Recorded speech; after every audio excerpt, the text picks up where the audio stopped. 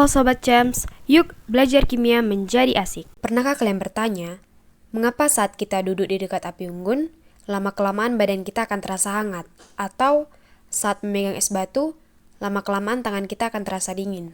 Hal tersebut berkaitan dengan reaksi eksoterm dan endoterm. Jadi, reaksi eksoterm adalah reaksi yang melepaskan kalor ke lingkungannya. Kalor yang dilepaskan ini menyebabkan suhu lingkungan meningkat. Contoh reaksi eksoterm adalah reaksi pembakaran, seperti pembakaran bahan bakar atau pembakaran kayu. Nah, saat kayu terbakar, energi panas dilepaskan ke lingkungan, sehingga kita akan merasakan panas ketika berada di dekat api unggun. Sebaliknya, reaksi endoterm adalah reaksi kimia yang menyerap kalor dari lingkungannya. Kalor yang diserap ini menyebabkan suhu lingkungan menurun. Contoh reaksi endoterm adalah fotosintesis, di mana tumbuhan menyerap energi matahari untuk mengubah karbon dioksida dan air menjadi glukosa dan oksigen. Nah, berikut adalah perbedaan reaksi eksoterm dan endoterm. Jadi ilustrasinya seperti ini. Ada dua buah gelas kimia.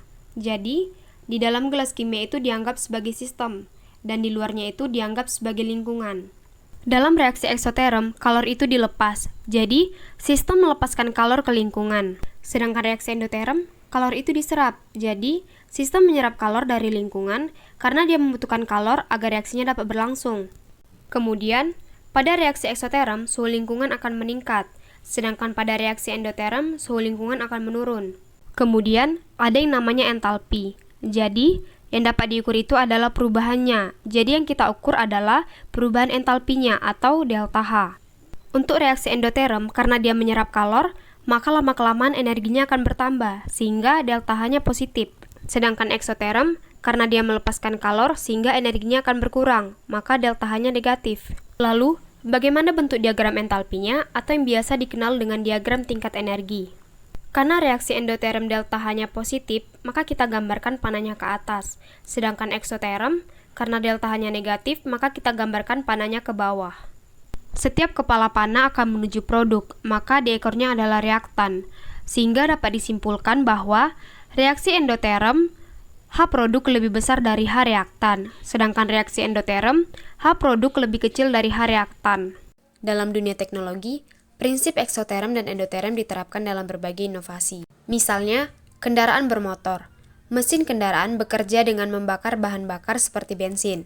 Pembakaran ini merupakan reaksi eksoterm karena menghasilkan panas dan energi yang digunakan untuk menggerakkan kendaraan. Contoh berikutnya adalah AC. AC bekerja dengan menyerap panas dari udara di dalam ruangan.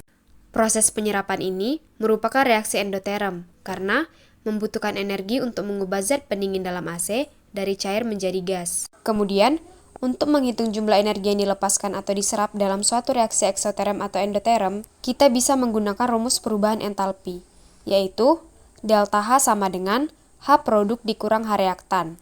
Jika delta H negatif, maka reaksi tersebut adalah reaksi eksoterm.